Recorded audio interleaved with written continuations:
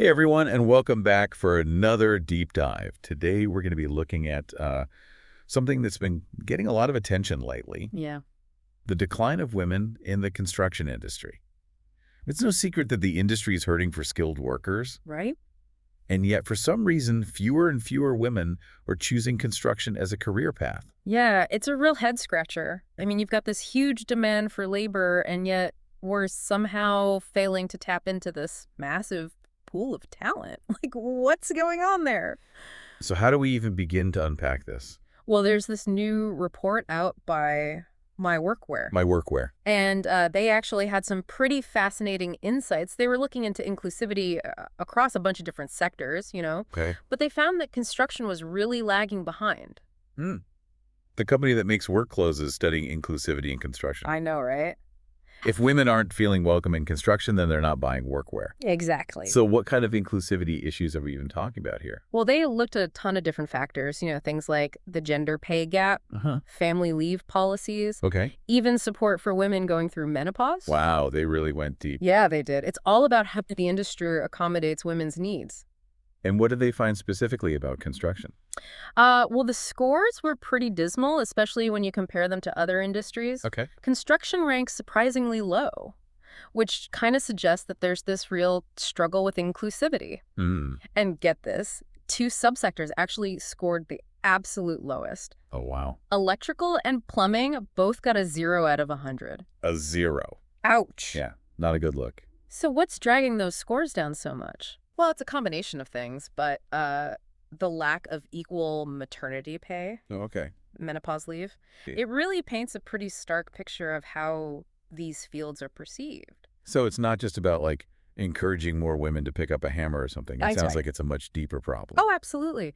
It really suggests this systemic issue with the industry's overall culture and how welcoming it is to women. Yeah.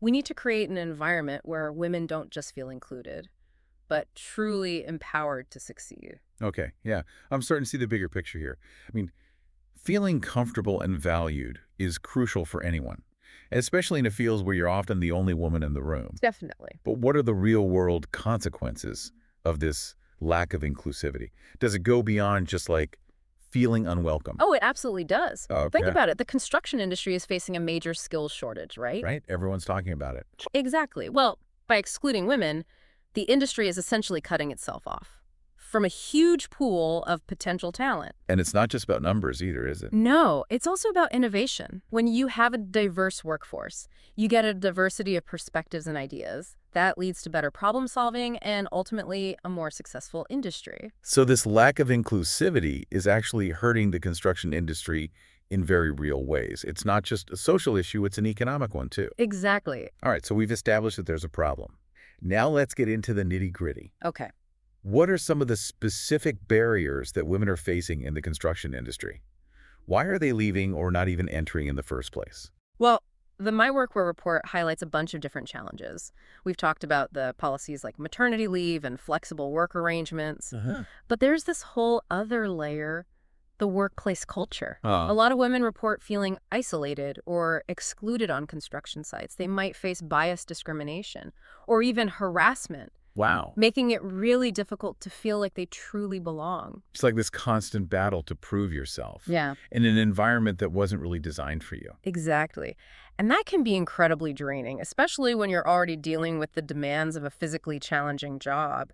Right. So it's no wonder that many women just decide it's not worth the hassle. It's a real loss for the industry. I mean, imagine all the talent and potential that we're missing out on. You're right, and that's why this report is so important. It's shining a light on this critical issue and hopefully encouraging the construction industry to take action. Okay, so we've got the context, the consequences, and some of the key barriers. But where do we go from here? What can actually be done to turn this tide? That's the million-dollar question, isn't it? And luckily, the MyWorkwear report doesn't just point out the problems, it also offers some solutions. They suggest this kind of multi-pronged approach, Okay. tackling everything from education to company culture to like industry-wide initiatives. Okay, this sounds pretty comprehensive. Yeah. Let's start with education. Okay. How can we get more women interested in construction careers in the first place? Well, the report really emphasizes starting early, Yeah. challenging gender stereotypes in schools. Okay. We need to show young girls that construction isn't just this boys' club, that it's a field with exciting opportunities for them, too. But what about women who are already further along in their careers? Maybe considering a change. That's where targeted outreach comes in. The report recommends these industry-led programs, specifically for women who are considering construction, perhaps those re-entering the workforce or looking for a new challenge. So what needs to change on that front? Well, the report is very clear on this. Companies need to move beyond just having policies on paper. Okay. They need to actually implement and enforce them, making sure that women are treated fairly and equitably. So equal pay for equal work. Uh-huh. Family leave policies that actually work for families, that kind of thing. Those are crucial, yeah. But it goes deeper than that. Okay. We also need to address those more insidious forms of bias and discrimination. The report actually calls for a zero-tolerance policy for harassment of any kind.